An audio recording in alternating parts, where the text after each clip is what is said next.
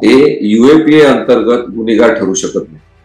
त्यामुळे सरकार ज्या पद्धतीने यांचं गुन्हेगारीकरण करण्याचा प्रयत्न करतायत ते मला चुकीचं वाटते आणि म्हणून मी त्याची बाजू तेवढ्यासाठी मांडणार. सरकारच्या वचनांमध्ये आणि लोकांच्या गरजांमध्ये आणि म्हणून तो प्रश्न जर ते मांडत असतील तो जीवनावश्यक प्रश्न आहे. ती मांडण्याची पद्धत चुकलेली आहे. ती मांडण्याची पद्धत चुकलेली असल्यामुळे त्याच्यात बेकायदेशीरता, मग त्या बेकायदेशीरतेबद्दल प्रमाणशीर शिक्षा त्यांना दिली पाहिजे. हे जे कलम लावलेले आहेत UAPAचे वगैरे ते सगळे अनावश्यक आणि बेकायदेशीरता वाढवून त्यांचं गुन्हेगारीकरण करणार आहे, ही बाजू मला मांडता येईल. भारत माता की जय सोबत जय भीम घोषणा देणं म्हणजे काही गुन्हा आहे का?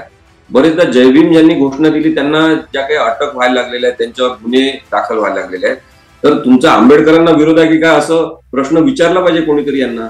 आणि म्हणून मला असं वाटतं की आंबेडकर आणि गांधी यांना नको आहे आणि ज्यांना आंबेडकर आणि गांधी नको आहे, आता तुम्ही थोड्यासाठी विचार करा, थोड्या वेळासाठी, की या भाजपच्या खासदाराच्या ऐवजी एखाद्या काँग्रेसच्या खासदारांनी पास दिली असतात तर त्याचा काय उहापोह करण्यात आला असता. या सगळ्या मुलांमध्ये कोणीही मुस्लिम नाही. नमस्कार, मी प्रशांत कदम. देशाच्या नव्या संसदेच्या इमारतीमध्ये 4 युवकांनी घुसखोरी करण्याचा प्रयत्न केला आणि त्याच्यानंतर या घटनेवरून देशाचं राजकारण जे आहे ते पेटलेलं आहे. या युवकांची जर आपण बॅकग्राऊंड बघितली तर कुणी रिक्षा चालक आहे, कुणी बेरोजगार उच्च शिक्षित आहे, कुणी आर्मी आणि पोलीस भरतीसाठी प्रयत्न करणारे युवक आहेत. त्यांचा मोटिव्ह नेमका काय होता हे अजूनही स्पष्ट झालेलं नाहीये, पण त्यांच्या विरोधात दहशतवाद विरोधी कलम जे आहेत ती लावण्यात आलेली आहेत आणि त्या दृष्टीनं हे असे प्रकार खपवून घेतले जाणार नाहीत हे सरकारनं सुद्धा एक प्रकारे स्पष्ट केलेलं आहे. या सगळ्या पार्श्वभूमीवरती या युवकांनी केलेलं कृत्य नेमकं कुठल्या चौकटीत बघायचं याच्यावरून एक डिबेट सुद्धा रंगताना दिसतेय. आणि त्यातही या 4 युवकांपैकी एक युवक जो आहे अमोल धनराज शिंदे, तो महाराष्ट्राचा आहे, आपल्या लातूर मधल्या झरी गावचा आहे. आणि या अमोलला कायदेशीर मदत करण्यासाठी वकील असीम सरोदे हे पुढे सरसावलेले आहेत आणि त्यांनी हे सांगितलेलं आहे की मी त्याला सर्वतोपरी मदत जी आहे ती या दृष्टीनं जी काही लागेल कायदेशीर ती करणार आहे. साहजिक आहे की ही घटना झाल्यानंतर एक 2 मतप्रवाह आपल्याला पाहायला मिळत आहेत. काही लोकांचं म्हणणं आहे की अशा पद्धतीनं कृत्य करणं हे पूर्णपणे चुकीचं आहे. सरकारी सूत्रांकडनं जी माहिती दिली जाते त्याच्यामध्ये तर असं म्हटलं जाते की हे अराजकता पसरवण्याचा प्रयत्न होता. आणि या पार्श्वभूमीवरती मग वकील असीम सरोदे यांना नेमकं का असं वाटतंय की त्याची कायदेशीर मदत केली पाहिजे हे आपण त्यांच्याकडून जाणून घेणार आहोत. माझ्यासोबत आता ते स्वतः आहेत ऑनलाईन. असीमजी, खूप स्वागत आहे तुमचं या मुलाखतीमध्ये. सगळ्यात पहिल्यांदा तर ही घटना झाल्यानंतर आपल्याला एक असे 2 वर्ग पाहायला मिळत आहेत. आणि आतापर्यंत म्हणजे सरकारनं कुठलीही अधिकृत माहिती जी आहे ती लोकसभेमध्ये सुद्धा दिलेली नाहीये. 2 दिवसांपासून त्या अधिकृत माहितीची सुद्धा सगळ्या देशाला प्रतीक्षा आहे. पण एक सोर्सेसच्या माध्यमातून जी माहिती येते त्याच्यानुसार असं म्हटलं जाते की हा अराजकता पसरवण्याचा प्रयत्न होता. आणि जी कलम त्यांना लावण्यात आलेली आहेत त्याच्यामध्ये UAPA म्हणजे दहशतवाद विरोधी कलम आहेत, कलम 16 आणि 18. असं असताना तुम्हाला का वाटतंय की त्याची बाजू आपण मांडली पाहिजे? तुम्ही त्याला कायदेशीर मदत करण्यासाठी तयार झालात का? या पाठीमागची भूमिका आहे? प्रशांत, सगळ्यात पहिली गोष्ट म्हणजे मी हा काही संसदेवरचा हमला असं म्हणत नाही, तर त्यांनी एका प्रश्नावर हमला केलेला आहे असं माझा दृष्टिकोन बघण्याचा आहे. त्यांनी बेरोजगारीचा मुद्दा आणि गरिबीचा मुद्दा जो आहे त्याच्यावर हमला केलेला आहे. त्यांनी हा प्रश्न विचारण्याचा प्रयत्न केला की या महत्वाच्या विषयावर सरकार का बोलत नाही. तरी सुद्धा माझं हे पक्क कायदेशीर मत आहे की त्यांनी केलेली कृती बेकायदेशीर आहे. त्यामुळे संसदेच्या आवारात जाऊन संसदेच्या सभागृहात घुसून अशा प्रकारे धुळकांडे फोडणे हे अत्यंत चूक आहे. त्यांनी ज्या पद्धतीने तो धुळीचा बॉम्ब जो काय आपण म्हणू त्याला स्मोक बॉम्ब तो इथे लावला आणि तिथे घुसखोरी केली, हे अत्यंत बेकायदेशीर आहे. पण प्रश्न हा आपण वेगळ्या पद्धतीने समजून घ्यायचा म्हणून त्याची मांडणी केली पाहिजे या मुलातर्फे असं मला वाटलं आणि म्हणून मी त्याला सगळी कायदेशीर मदत करण्याचं ठरवलं. अर्थातच त्यांनी केलेल्या बेकायदेशीर कृतीचं मी कधीच समर्थन करणार नाही, कोर्टात पण करणार नाही, बाहेर पण करणार नाही, हे सुद्धा मी तुमच्यासमोर आताच सांगून देतो. कारण की आपल्याला अभिव्यक्ती स्वातंत्र्य आहे, आपल्याला संघटना स्थापन करण्याचं स्वातंत्र्य आहे, आपल्याला सभा आणि मिटिंग घेण्याचं स्वातंत्र्य आहे. परंतु हे सगळे मूलभूत हक्क अभिव्यक्ती स्वातंत्र्याच्या संदर्भातले रिझनेबल रिस्ट्रिक्शन्सनी बांधलेले आहेत. वाजवी बंधनं त्याच्यावर आहेत. हे बंधनं या मुलांनी तोडलेले आहेत. ते वाजवी बंधनं जे आहेत ते त्यांनी तोडलेले आहेत. त्यामुळे त्यांची अभिव्यक्ती कायदेशीर आहे असं म्हणता येत नाही. ती बेकायदेशीरच आहे. पण त्यांनी आणलेला विषय महत्वाचा आहे, ही पहिली गोष्ट. आणि दुसरी गोष्ट, प्रकरणामध्ये भाजपच्या एका खासदारांनी त्यांना आतमध्ये जाण्याचा पास दिलेला आहे. ते वेगवेगळे खासदार देतात आपल्या वकिली, पास यांना द्या, त्यांना द्या. आता त्याचा अर्थ त्या भाजपच्या खासदाराची चूक आहे असं सुद्धा मी कधीही म्हणणार नाही. कधीच म्हणणार नाही. कारण की त्या खासदारांनी काही या उद्देशाने दिलेलं नाही की तुम्ही जा तिथे आणि देशविरोधी कारवाई काहीतरी करा. तुम्ही संसद जी आहे ती उद्ध्वस्त करा. अशासाठी काही पास दिलेला नाहीये. बरोबर. त्यामुळे त्या खासदाराचा उद्देश मुळीच चुकीचा नव्हता पास देताना. बरोबर. म्हणजे आम्ही दिल्लीत पण बघतो की अनेक लोक दिल्लीत येत असतात, त्यांना संसद बघायची असते. त्यामुळं ती इच्छा पूर्ण करण्यासाठी मतदारसंघातल्या लोकांना अनेक खासदार देत असतात.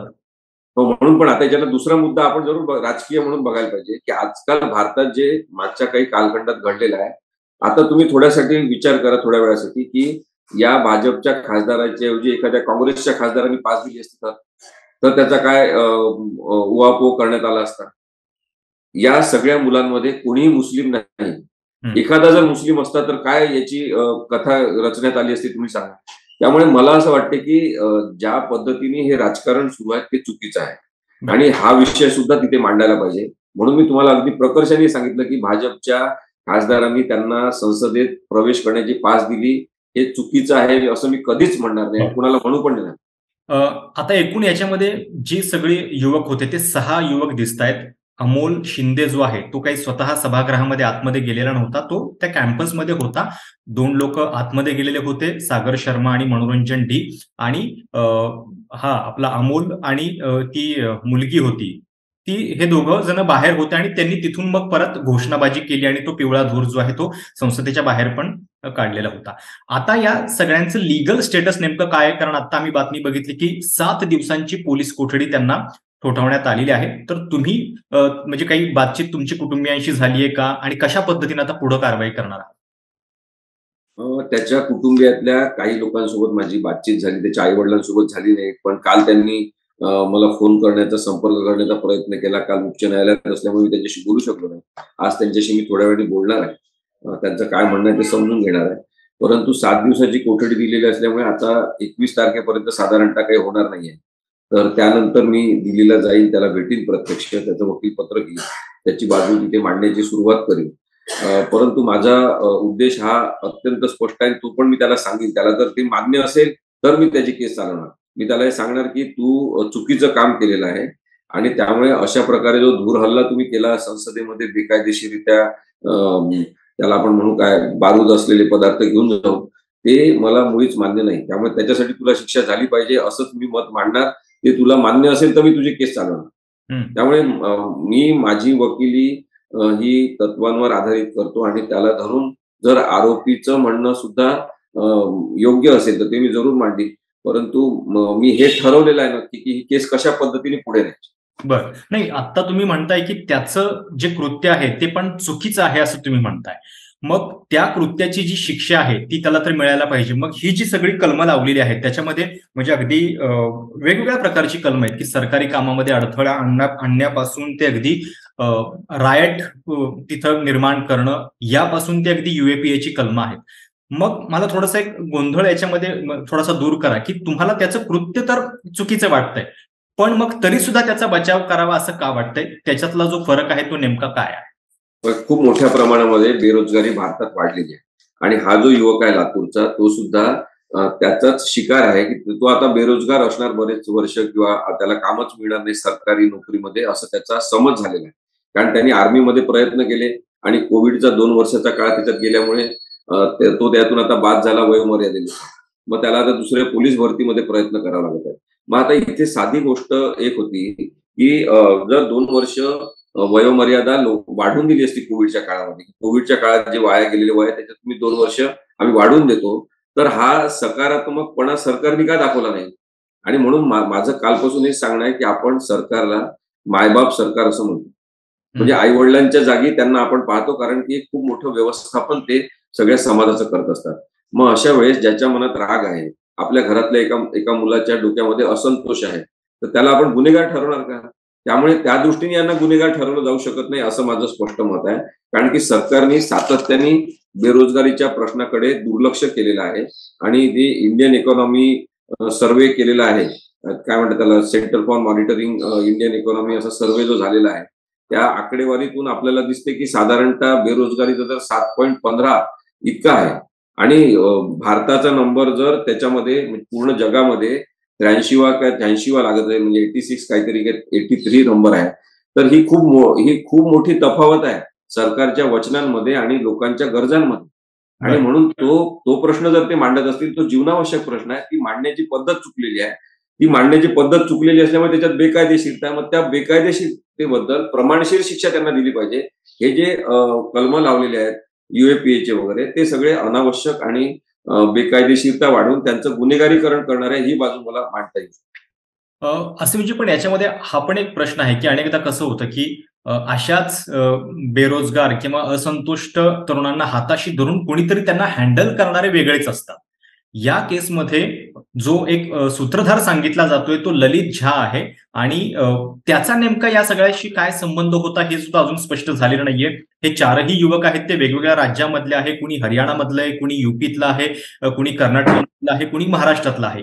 हे एकत्र कसे आले आणि म्हणजे कधीपासून हे प्लॅनिंग चालू होतं आणि त्यातही तारीख त्यांनी जी निवडलेली आहे ती पण खूप सिम्बॉलिक आहे. 13 डिसेंबर हीच तारीख निवडली. तर हे एक असं थोडंसं सुनियोजित पद्धतीने दिसतंय आणि या सगळ्या अशा पार्श्वभूमीच्या तरुणांना ते सगळं जमेल असं म्हणजे प्राथमिक तरी दृष्ट्या ते वाटत नाहीये. तर अशा वेळी यांना हँडल करणारे लोक जे आहेत ते कोणी वेगळे असतील का? त्यांचा काही वेगळ्या संघटनांशी संबंध असेल का? आणि त्या दृष्टीने मग एक वेगळ्या पद्धतीचं अराजक निर्माण करण्याचा, जसं सरकारी बाजू सांगतायत तशा पद्धतीचा हा प्रयत्न होता का? कारण सरकारनं त्या दृष्टीनं तयारी जी आहे ती तपासाची सुरू केलेली आहे. यांचा अराजक निर्माण करण्याचा प्रयत्न होता का हे माहिती नाही. परंतु त्यांच्या कृतीतून असं दिसतं की त्यांनी लोकसभेचं कामकाज तरी पूर्णपणे डिस्टर्ब केलेलं आहे आणि त्या दिवशी कामकाज होऊ शकलेलं नाहीये. त्यामुळे देशाचं एक प्रकारे नुकसान सुद्धा झालेलं आहे. ते मान्य करायला पाहिजे. आता याच्या मागे कोणीतरी क्रिमिनल कॉन्स्पिरसी केली असेल का? तर केली असू शकते. कारण ते तुम्ही जे तारखा वगैरे म्हणता, त्यांनी तारीख ठरवली, नियोजन केलं. तर शेवटी अशी काही गोष्ट करायची नियोजन करावंच लागते. त्याला कायद्यामध्ये क्रिमिनल कॉन्स्पिरसी म्हणतात. त्यामुळे गुन्हेगारी पद्धतीचं कटकारस्थान त्यांनी केलेलं आहे.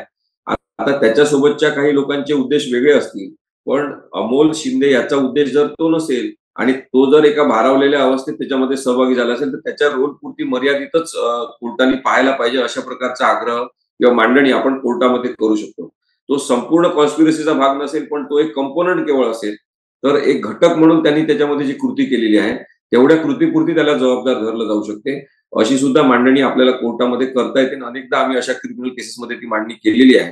त्यामुळे पुढचं काय असेल ते नक्की ठरेल. पण मी जसं मगाशी तुम्हाला सांगितलं, की मी जेव्हा अमोल शिंदे याला भेटीन, तेव्हा त्याला मी सांगेन, की माझी अशी अट आहे आणि मी अशा पद्धतीने केस चालवणार आहे. म्हणजे तुम्ही निर्दोषच आहे असं मी काही मांडणार नाहीये. कारण की संसद हे आपल्या सगळ्यांच्या अस्मितेचं केंद्र आहे. पण हे अस्मितेचं केंद्र म्हणत असताना हे समजून घ्या की प्रतिकात्मकच ते केंद्र आहे. माणसं जिवंत जे आहे त्यांचं ते सभागृह आहे.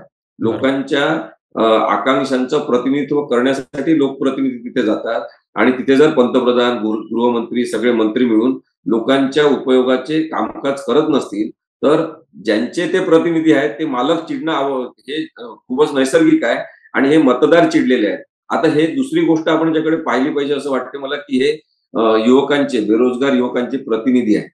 आज जर हे अशा प्रकारचं चिरडण्याचा आणि त्यांचं गुन्हेगारीकरण करण्याचा प्रयत्न सरकार करत असेल, तर उद्या अशा प्रकारच्या बेरोजगारीचा भडका होऊ शकतो. आणि एक लक्षात घेतलं पाहिजे की यापूर्वी जयप्रकाश नारायण यांनी जी संपूर्ण क्रांतीची घोषणा केली होती, ती सुद्धा याच बेरोजगारीच्या मुद्द्यावर होती. त्यामुळे सरकारने या मुलांचं गुन्हेगारीकरण न करता त्यांना काउन्सिलिंग केलं पाहिजे. त्यांचं म्हणणं समजून घेतलं पाहिजे. त्यांच्या असंतोषाचं व्यवस्थापन कसं हे पाहिलं पाहिजे. त्यांना गुन्हेगार करून काही फायदा होणार नाहीये, असं मला नक्की वाटतं. नाही, आता त्यांना शिक्षा किती कशी व्हावी ह्याच्याबद्दल म्हणजे अगदी सगळीकडं देशभरामध्ये आपल्याला डिबेट पाहायला मिळते की त्यांचं वर्तन योग्य की नाही. पण या निमित्तानं महाराष्ट्रातल्या सुद्धा एका घटनेची आठवण होतीये. बबनराव ढाकणे जे नंतर मंत्री सुद्धा झालेले होते. त्यांनी आपल्या महाराष्ट्राच्या विधानसभेच्या त्या सभागृहामध्ये उडी मारलेली होती. तेव्हा ते जिल्हा परिषदेचे सदस्य पण होते आणि मी नंतर थोडंसं जरा म्हणजे इतिहास बघत होतो, तर त्याच्यावरती आपल्याकडे जी सभागृहामध्ये डिबेट झालेली होती, त्याच्यामध्ये सुरुवातीला त्यांना जी 7 दिवसांची शिक्षा आहे, ती कमी करून 1 दिवसाची करावी याच्यासाठी सुद्धा युक्तिवाद खूप आपल्या आमदारांनी केलेला होता. एक अशी अभ्यासपूर्ण डिबेट जी आहे ती महाराष्ट्राच्या विधानसभेत झालेली होती. पण हे उदाहरण सांगितल्यानंतर लोकांना असं वाटतंय, की मग तुम्ही त्यांची शिक्षा कमी करून त्यांना अशा कृत्यांना प्रोत्साहन देताय का? म्हणजे मी काही दिवसांपूर्वी एक व्हिडिओ केला तर त्याच्यावरती लोकांचे रिएक्शन असे आले होते, की तुम्ही अशा कृत्यांना याच्यातून समर्थन देताय का? त्याच्याबद्दल तुम्हाला काय म्हणायचंय? नाही, प्रशांतजी, हा समर्थन देण्याचा मुद्दा नाहीये. आपण स्पष्टपणे जर हे मांडू शकलो, की त्यांनी केलेल्या कृतीसाठी त्यांना शिक्षा झाली पाहिजे, तर मग कायद्यामध्ये एक तत्व आहे, त्याला प्रपोर्शनेट पनिशमेंट असं म्हणतात. म्हणजे प्रमाणशीर शिक्षा झाली पाहिजे. आणि जेव्हा इंटेन्शन, क्रिमिनल इंटेन्शन त्याला आपण म्हणू, ते जर ॲब्सेंट असेल कंप्लीटली, हं, की त्यांनी विचार केला असेल, की अशा प्रकारे आता ते ते जर केवळ हल्ला त्यांनी केलेला आहे, याचा अर्थ ते दुसरा काहीतरी एक व्यापक आणि घातक असा हल्ला करू शकले असते. हं, पण त्यांनी धुराचा केवळ हल्ला केला. त्यांनी याची काळजी घेतली, की कोणालाही इजा होणार नाही. ज्या हं, खासदारांनी त्याला आतमध्ये गेलेल्या युवकाला पकडण्याचा प्रयत्न केला, तेव्हा त्यांनी सांगितलं, की आम्ही फक्त निषेध करतोय. आम्ही कोणाला इजा करायला इथे आलेलो नाहीये. मला मारू नका, असं त्यांनी म्हटलं. तर हे सगळे संवाद आपण बघितल्यावर आपल्याला दिसेल त्यांचं इंटेन्शन हे काहीतरी चुकीचं काम करण्यासाठी नव्हतं, पण सरकारची चूक लक्षात आणून देण्यासाठी होतं. आणि तरी सुद्धा त्यांची सरकारची चूक लक्षात आणून देण्याची प्रक्रिया चुकलेली आहे. आणि बरं. तेवढ्यासाठी जर शिक्षा द्यायची असेल, तर तुम्ही दिलेलं उदाहरण अत्यंत महत्वाचं आहे बबनराव ढाकणे यांचं, हं, की त्या व्यापक पद्धतीने विचार करणारे लोकप्रतिनिधी आज राहिले आहेत का? आज पक्षामध्ये आणि पक्षाच्या त्या सगळ्या अजेंडामध्ये डिव्हाईड झालेले सगळेजण, हे मतदार असो किंवा लोकप्रतिनिधी म्हणून तिथे खासदार असो, नाहीतर मग मोदी, मोदी, मोदी असं घोषणा आपण संसदेमध्ये देऊ शकत नाही. ते पावित्र्यभंग आहे हे आपल्याला समजलं पाहिजे. कारण हं. तिथे आपण गेल्यावर केवळ लोकप्रतिनिधी आहोत. ही उदात्त भावना उरली नसेल, तर मग आपण यांच्याकडून अशा काही अपेक्षा करू शकत नाही, की या सगळ्या युवकांच्या कृतीचं सकारात्मक पद्धतीने ते विश्लेषण करू शकतील. नाही, अमोलच्या बाबतीत सुद्धा म्हणजे त्याच्या कुटुंबियांची जर परिस्थिती बघितली, त्याची स्वतःची जर परिस्थिती बघितली, इतक्या दिवसांपासून तो पोलीस आणि लष्कर भरतीसाठी प्रयत्न करत होता आणि म्हणजे मी त्याच्या वडिलांची, आई-वडिलांची एक मुलाखत ऐकत होतो. तर त्याच्यामध्ये त्यांनी सुद्धा हे सांगितलं, की तो कुठल्याही राजकीय पक्षाशी संबंधित नव्हता. कुणाकडून काही कधी घेतलं नाही त्यानं. त्याच्या फक्त कपाटामध्ये एक भगतसिंगांचा फोटो दिसतोय आणि त्या सोशल मीडियावरती सुद्धा भगतसिंग फॅन क्लबच्या माध्यमातून हे बहुधा एकत्रित आलेले असावेत. पण इतकी आणि त्याला कुठलं व्यसन नाहीये. कुठल्याही पद्धतीनं म्हणजे एकनिष्ठेनं खरं तर लष्करात चालला होता म्हणजे याचा अर्थ तो देशसेवा करण्यासाठी इच्छुक असलेला तरुण आहे आणि शेतमजुराचा मुलगा आहे. त्याच्या भरतीसाठी इकडं-तिकडं जायला सुद्धा त्याचे आई-वडील कर्ज घेऊन पैसे उभे करत होते. ₹10,000 ते सांगत होते, की आम्ही कर्जानं घेतलं जेव्हा त्याला आसामला जायचं होतं. तर ही सगळी परिस्थिती बघितल्यानंतर तुमच्या मनात नेमकं काय आलं आणि कशामुळं वाटलं, की हे सगळं आपण उपस्थित केलं पाहिजे? नाही बघा, आज जे ज्यांच्याकडे सगळं काही आहे, सुरक्षित बालपण जे जगलेले आहेत आणि ज्यांचं भविष्य सिक्युअर्ड स्वरूपाचं आहे, त्यांच्या आई-वडिलांनी आर्थिक सुबत्ता निर्माण करून ठेवलेली आहे. अशा घरातली मुलं काही क्रांती करू शकत नाही. अशा घरातले कोणतेही मुलं काही सामाजिक बदल किंवा राजकीय बदल अपेक्षित करत नाही. त्यांचं त्यांचं चांगलं सुरू आहे, त्यांना माहिती आहे. मग अशा वेळेस जे सामाजिक बदल करू शकतात, राजकीय परिवर्तन करू शकतात, असे लोकं हे बरेचदा गरीब आहेत, मध्यमवर्गीय आहेत, बहुजन समाजातले आहेत. आणि मग यांना कोणीतरी मदतीचा हात देणारं असलं पाहिजे. कारण की मी केवळ भावुक होऊन किंवा संवेदनशील पणे विचार करून मदत अनेक केलेल्या असताना मला हे लक्षात आलेलं आहे, की त्याच्या मागचा आपण एक दृष्टिकोन शोधण्याचा जर प्रयत्न केला, तर याचं कोणतंही क्रिमिनल बॅकग्राऊंड नाही. यांनी कधी गुन्हेगारी केली नाही कोणत्याही प्रकारची. एकाही आंदोलनात तो कधी सहभागी झालेला नाहीये. आणि तुम्ही जसं म्हणता तसं भगतसिंगचा फोटो त्याच्या अलमारीत आहे. हं. आता दुसरीकडे आपण बघतो, की बरेचदा भारत माता की जय सोबत जय भीम घोषणा देणं म्हणजे काही गुन्हा आहे का? बरेचदा जय भीम ज्यांनी घोषणा दिली त्यांना ज्या काही अटक व्हायला लागलेल्या आहेत, त्यांच्यावर गुन्हे दाखल व्हायला लागलेले आहेत. तर तुमचा आंबेडकरांना विरोध आहे की काय असं प्रश्न विचारला पाहिजे कोणीतरी यांना. आणि म्हणून मला असं वाटतं की आंबेडकर आणि गांधी यांना नको आहेत आणि ज्यांना आंबेडकर आणि गांधी नको आहेत, त्यांच्या विरोधात मात्र लोकशाहीचा आवाज म्हणून उभं राहिलं पाहिजे असं मला नक्की वाटते. आणि तेच तत्व वापरून मी अमोल शिंदे याला मदत करायचं ठरवलंय. त्याच्या आई-वडिलांशी माझी आता थोड्याच वेळात चर्चा होईल. त्याच्या भावाशी बोलणं झालेलं आहे आणि 21 तारखेनंतर म्हणजे 7 दिवसाचा रिमांड संपल्यानंतर त्याची भेट घेऊन त्याला मी सगळं सांगणार आहे, की कशा पद्धतीने आपण केस चालवायची. असे म्हणजे या संपूर्ण प्रकरणामध्ये पण आता म्हणजे इथं आम्ही जे बघतोय संसदेमध्ये लोकसभा अध्यक्षांनी हे सांगितलं की ही सगळी जबाबदारी जी आहे ती लोकसभा सचिवालयाची आहे, सरकारशी याचा काहीही संबंध नाहीये. लोकसभेची जबाबदारी आहे सुरक्षेची, ती त्यांच्या अंतर्गत येते आणि सरकार आमच्या कामामध्ये हस्तक्षेप करत नाही, असं त्यांनी म्हटलं. विरोधक म्हणतायत की गृहमंत्र्यांनी याच्याबद्दल निवेदन द्यायला पाहिजे. दुसरीकडे म्हणजे गृहमंत्र्यांनी संसदेत तर काही बोलले नाहीत, पण एका खासगी वाहिनीच्या कार्यक्रमात बोलताना ते असं म्हणाले की याच्या आधी सुद्धा ज्या काही सुरक्षेच्या बाबतीत तुरळक घटना घडलेल्या आहेत त्या सगळ्याबद्दल कधीही गृहमंत्र्यांनी विधान केलेलं नाहीये आणि विरोधक केवळ याचं राजकारण करतायत. जे काही याच्याबद्दल करायचंय त्याच्यामध्ये आम्ही आता आढावा घेऊन सुरक्षेबाबत कडेकोट उपाय जे आहेत ते निर्माण करू. हे सगळं बघितल्यानंतर तुमची काय प्रतिक्रिया आहे त्याच्याबद्दल? काय होते, आपण हे जे सगळे विषय आपण हाताळतो कायद्याच्या क्षेत्रामध्ये सुद्धा, ते बरेचदा राजकारणाशी संबंधित असतात. मग जेव्हा आपण त्या राजकारणाचं विश्लेषण करण्याचा किंवा त्या राजकारणाबद्दल बोलण्याचा प्रयत्न करतो, तर लोक म्हणतात की तुम्ही राजकारणाबद्दल बोलू नका. जेव्हा विषय राजकीय स्पर्श असलेला आहे, त्याच्यामध्ये राजकारण इन्व्हॉल्व आहे, तेव्हा राजकारणाबद्दल का बोलायचं नाही, हा पहिला मुद्दा. दुसरा मुद्दा, की नागरिक ही संकल्पना, म्हणजे मी नागरिक आहे भारताचा, ही संकल्पनाच राजकीय आहे. म्हणजे माझं नागरिक असणं ही राजकीय संकल्पना आहे. मग मी राजकारणाबद्दल का नाही बोलायचं? आणि मग जेव्हा आपण एखादी बाजू घेतो तेव्हा तिसरी गोष्ट ते करतात की कोणत्या तरी पक्षाशी आपल्याला जोडतात.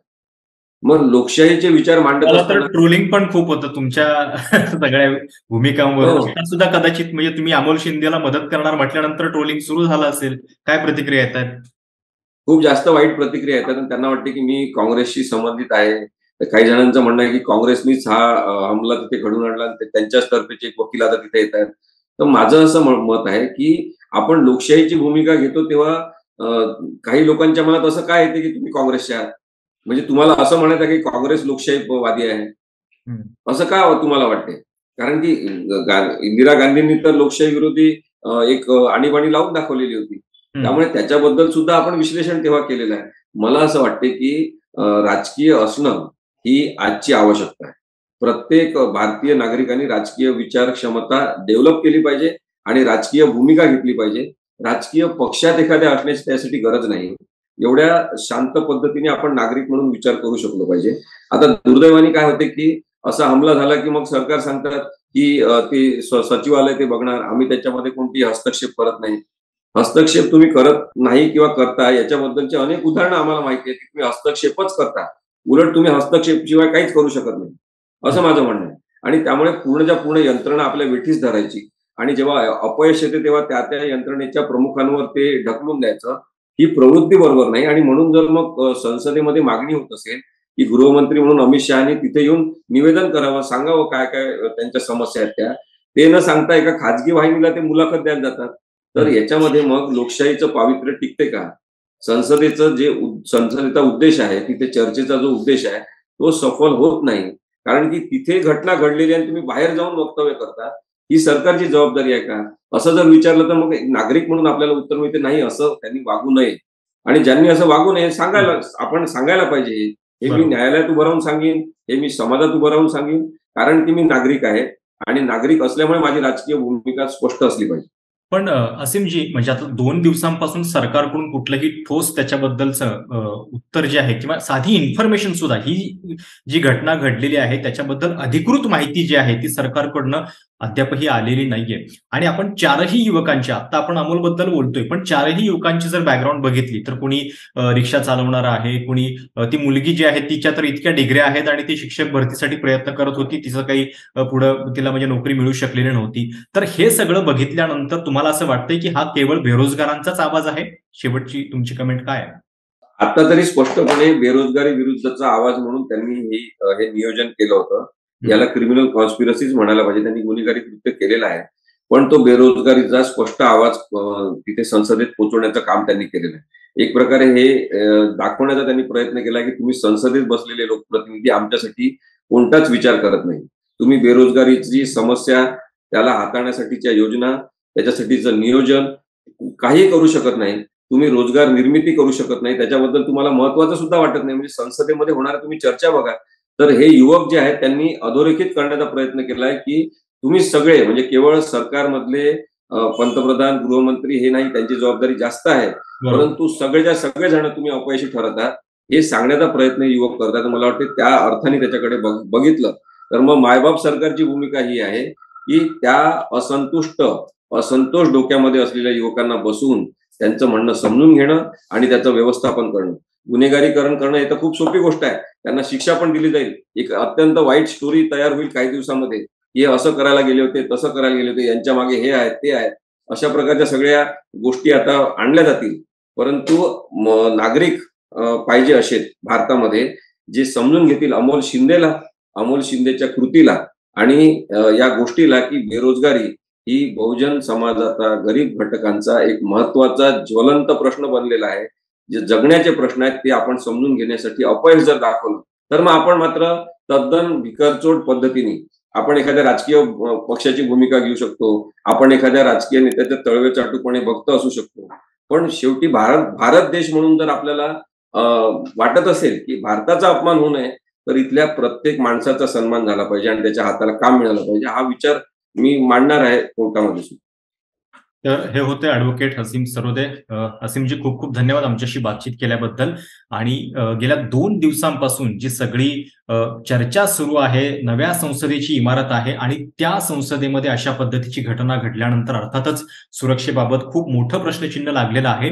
आणि या युवकांचं जे कृत्य आहे ते नेमकं कुठल्या चौकटीत बघायचं याच्याबद्दल एक डिबेट जी आहे ती सर्वसामान्यांमध्ये सुद्धा होताना दिसते. या सगळ्या पार्श्वभूमीवरती या 4 तरुणांमध्ये जो महाराष्ट्राचा युवक सामील आहे, अमोल धनराज शिंदे, शेतमजुराचा मुलगा आहे, त्याच्या बचावासाठी हसीम सरोदे उतरलेले आहेत आणि त्याला कायदेशीर मदत करण्याचं त्यांची भूमिका आहे. अर्थात त्याचं कृत्य चुकीचं आहे, पण त्याच्या कृत्यानुसारच त्याला शिक्षा जी आहे ती मिळाली पाहिजे. दहशतवादी त्याला ठरवणं हे योग्य नाहीये, असं देखील त्यांचं म्हणणं आहे. बघूयात या सगळ्यामध्ये सरकारची नेमकी पुढे भूमिका काय समोर येते आणि काय काय पद्धतीनं कारवाई पुढे सरकते. पण या निमित्तानं या सगळ्या प्रश्नाकडं बघण्याचा त्यांचा जो दृष्टिकोन आहे किंवा कशामुळं ते अमोलला ही कायदेशीर मदत करण्यासाठी पुढे सरसावलेले आहेत, हे तुमच्यापर्यंत पोहोचावं यासाठीचा हा प्रयत्न होता. हा व्हिडिओ तुम्हाला कसा वाटला याच्याबद्दल काही कमेंट्स असतील, सूचना असतील, तक्रारी असतील तर त्या देखील कळवा. चॅनल लाईक, शेअर आणि सबस्क्राईब करायला देखील विसरू नका. धन्यवाद.